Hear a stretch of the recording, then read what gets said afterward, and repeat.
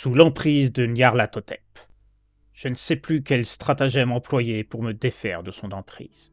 Si tant est qu'il puisse exister quelque part dans ce monde une once de solution pour enrayer ce mal intérieur qui obsède mes nuits, tant elles lui sont acquises, tout comme l'essence de mes rêves où il officie, attendant ma soumission. Ces territoires qui furent miens jadis ne sont plus que des pièces d'échiquier dont il modifie à loisir la moindre forme, la moindre des couleurs ou sensations. Je ne parviens plus à discerner le vrai du faux, le bien du mal. Je suis son damné, me frayant un chemin vers la folie qui me guette sans l'espoir d'une cessation. Je suis le pantin d'une abomination sans visage qui se joue de ma conscience.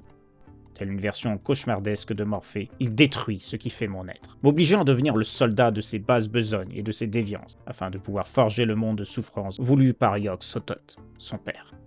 J'ignore quelle est sa véritable forme, tant je l'ai vu sous de multiples identités. Étant un jour un homme mince et élégant, ayant pas plus de 35 printemps, et le jour suivant, le pharaon noir, subjuguant les humains de son aura étoilée, avant de devenir un magma difforme entre animal forestier et vil démon.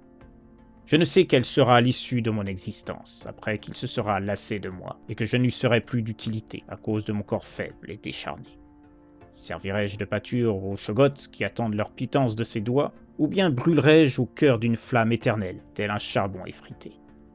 Tout dépendra de ce que j'aurai réussi à accomplir pour lui et tous les siens, les dieux extérieurs, ceux qui dorment au-delà du cosmos connu de l'homme, afin de lui prouver que je peux être bien plus qu'un simple laquais, un acarien, pour ses yeux vides de toute compassion, pouvant m'effacer tel une gomme.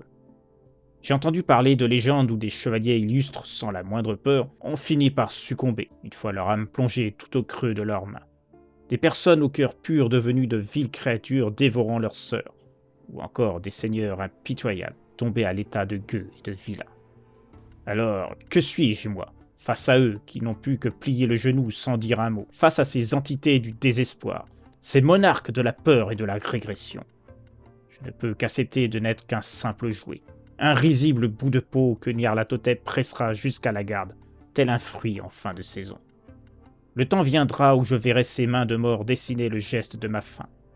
J'espère seulement que ce jour ne coïncidera pas avec la destruction de la vie, car je ne suis pas sûr de supporter d'être le dernier des êtres créés par le divin, à voir les restes de ce que fut la terre, après un déluge de morts et de cris.